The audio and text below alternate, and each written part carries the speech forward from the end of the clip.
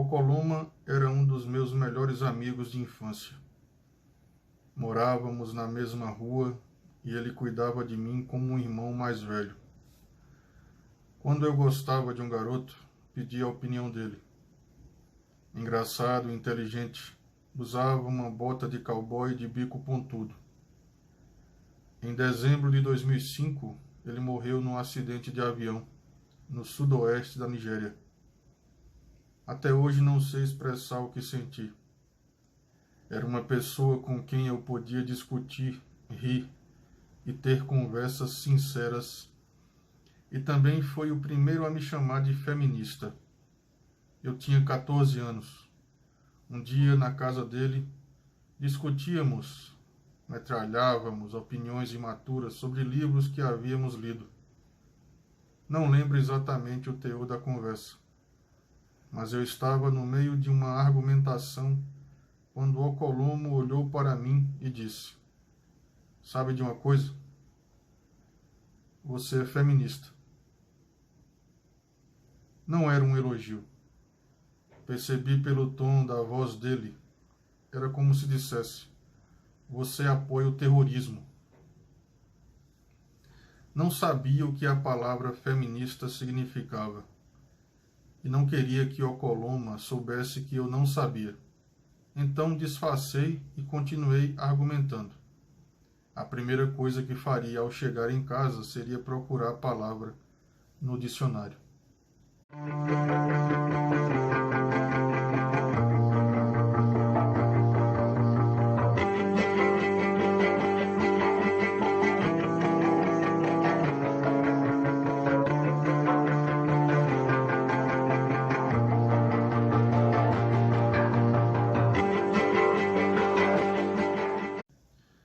Olá, você está no canal literário O Equador das Coisas.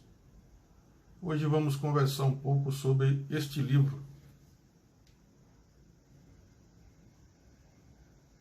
Sejamos Todos Feministas, da Chimamanda Ngozi Adichie. Espero ter acertado a pronúncia do nome dela.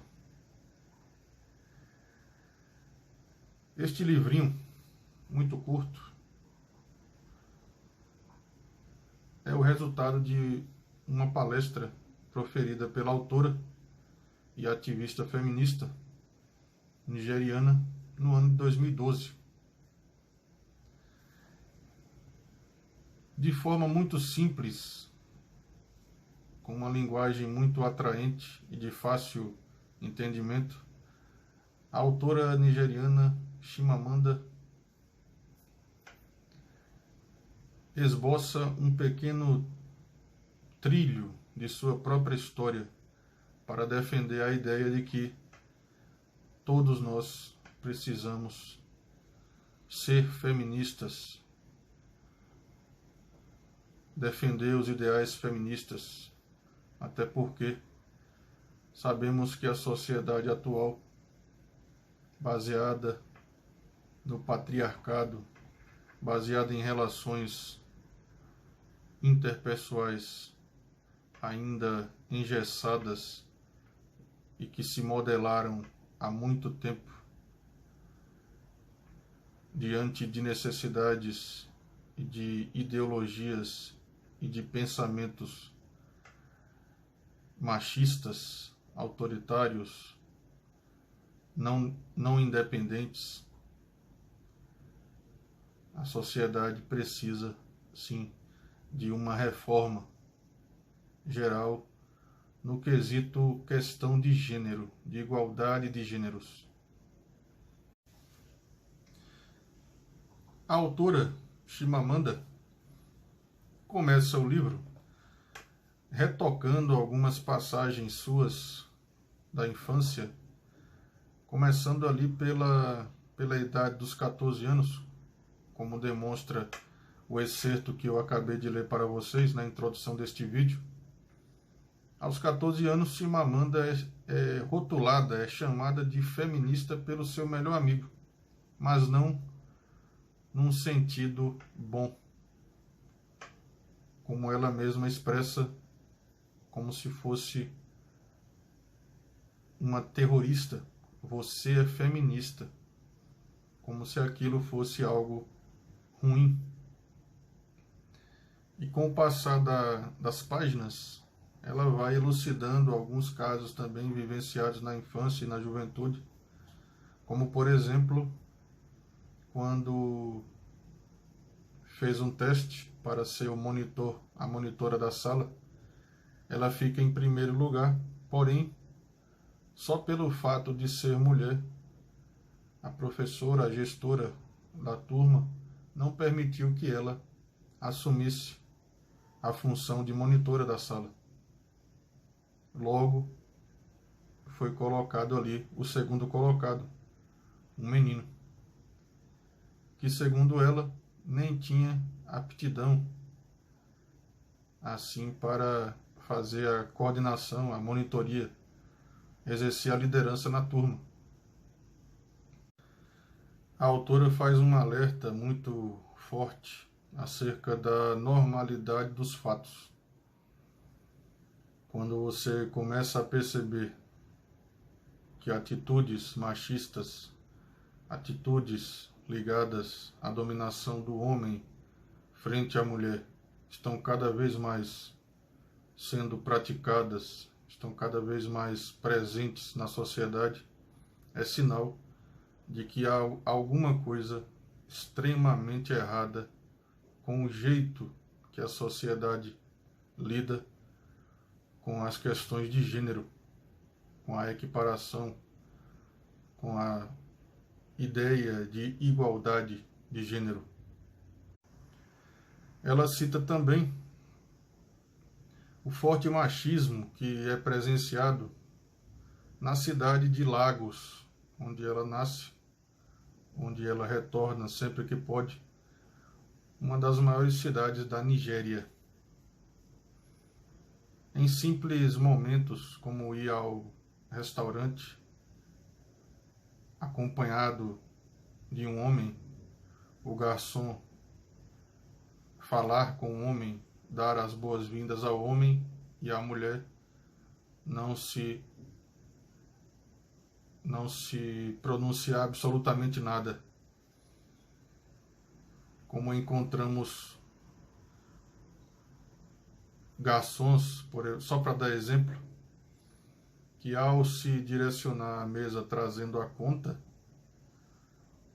talvez não passe pela cabeça dele que a mulher também pode ser a fiadora, a pagadora ali do que foi consumido. Mas ele vem diretamente em direção ao homem da mesa, da bancada, e oferece lá a conta ao homem, desprezando inteiramente a figura feminina. Esses detalhes e outros a gente pode averiguar no livro Sejamos Todos Feministas, da Chimamanda. Chimamanda também destaca que o modo como se ensina a meninos e a meninas precisa ser também revolucionado. Ao longo do tempo, meninos foram ensinados de uma forma e meninas foram ensinadas pelos pais, pelos responsáveis, de uma forma peculiar, diríamos. Creio que não cabe aqui a gente ficar exemplificando esses casos, porque, sinceramente, já sabemos. O homem, né, ensinado desde pequeno, a criança desde pequena, a ser forte, a não ser sensível, a agir sempre com a força, e a mulher sempre ensinada de uma ou outra forma a aceitar as condições às quais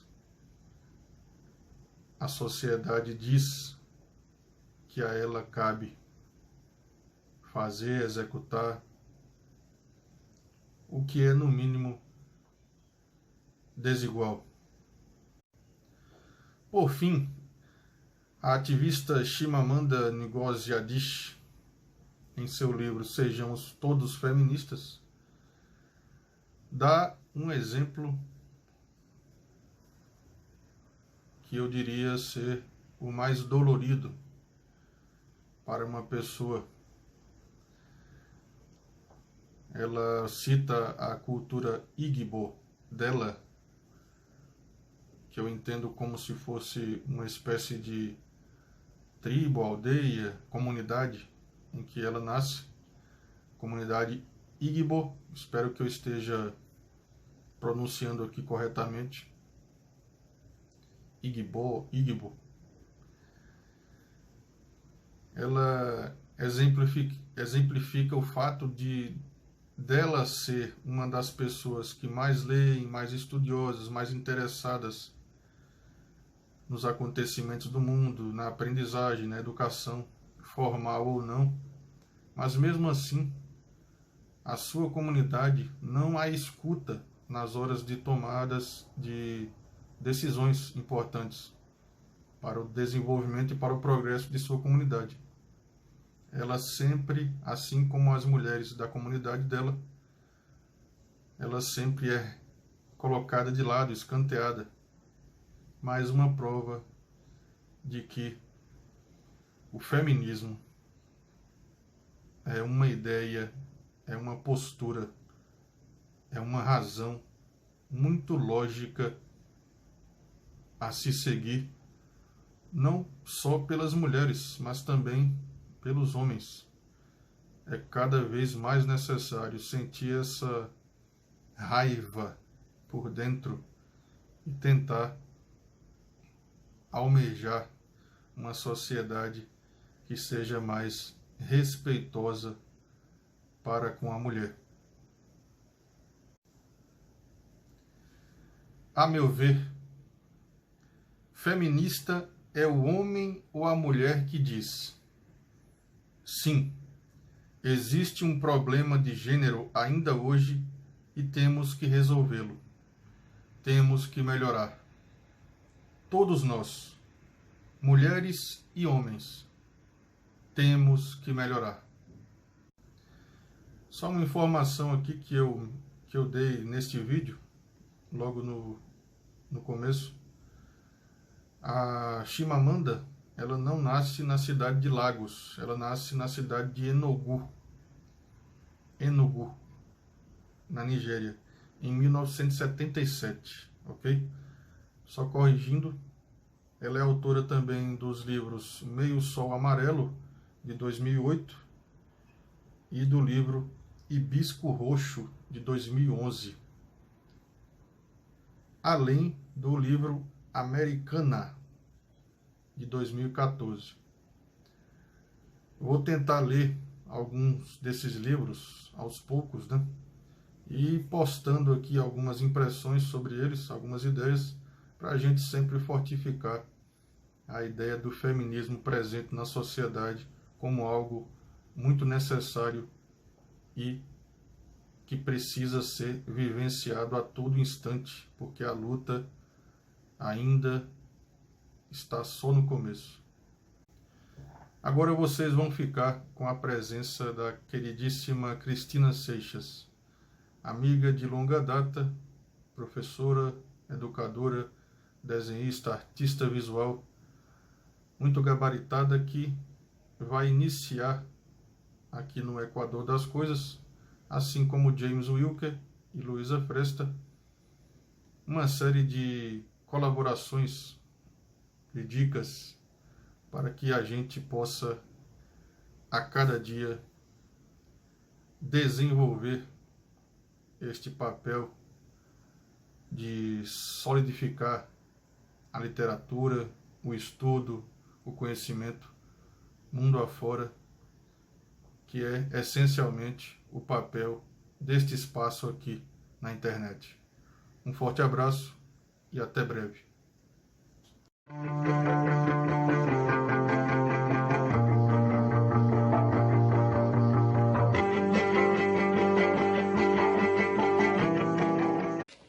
Olá, amigos. O meu nome é Cristina Seixas e estou aqui a convite do Germano Xavier. vou passar a colaborar neste grupo, falando das minhas preferências literárias. A minha colaboração com o Germano já é antiga, tenho cedido algumas das minhas imagens para ilustrar os seus textos, porque a área da imagem é uma área que eu gosto muito. Portanto, não se admirem se para ilustrar as minhas colaborações também virem aqui alguns desenhos ou algumas fotografias, porque eu acho que o texto e a imagem de alguma maneira aparecerão sempre ligados. Para começarmos a nossa conversa de hoje, eu gostava de falar de uma escritora de quem gosto bastante, que é a Isabel Allende.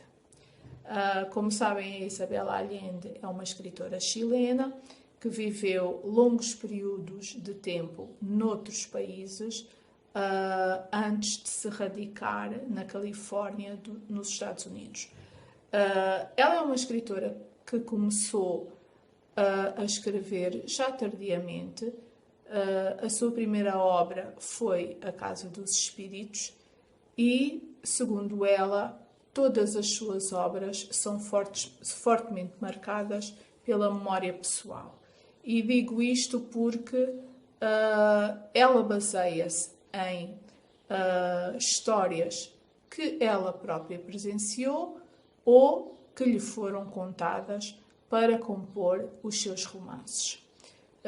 Ela diz que se tornou escritora porque à sua volta sempre houve muitas histórias para contar, a começar pela história da sua família e porque ela tem um bom ouvido e soube guardar essas histórias para mais tarde as colocar em livros.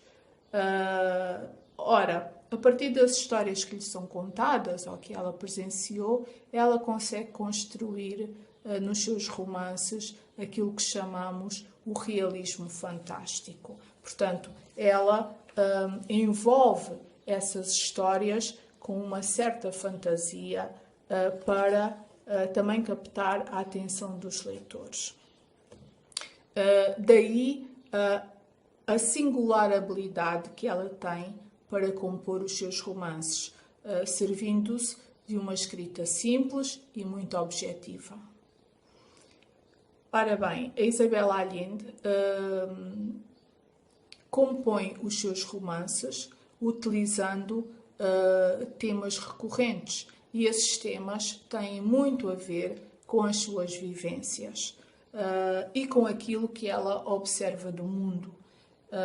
Os temas a que ela mais recorre e que ela mais utiliza nos seus romances são a justiça, o amor, a lealdade, as questões políticas e sociais, a luta pela liberdade, a questão dos refugiados.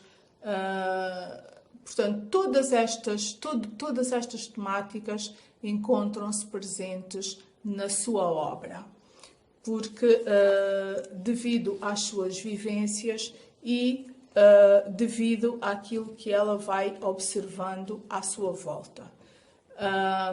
O papel das mulheres também é um papel muito importante e a que ela dá grande relevo nos seus romances. As personagens femininas aparecem geralmente como personagens muito complexas, corajosas, poderosas e cujo papel na família e na sociedade é sempre bastante destacado. Isabel Allende cumpre um ritual. Ela começa a escrever os seus romances a 8 de janeiro, sempre a 8 de janeiro. Há uma série de explicações para esta data, mas segundo ela é por uma questão de disciplina. Ela sabe que nesta data não estará disponível para nada nem para ninguém, porque a partir daqui ela está fechada e concentrada para a escrita. Já que as suas histórias e as suas personagens são baseadas na realidade. A escrita de Isabel Allende poderá obrigar o leitor mais curioso a ir para além dos livros e colocar algumas questões. Quem são as personagens dos seus livros? Em que momento histórico é que as suas histórias se baseiam? Portanto, estas questões, para mim, são questões pertinentes e obrigam a alguma pesquisa. Porque,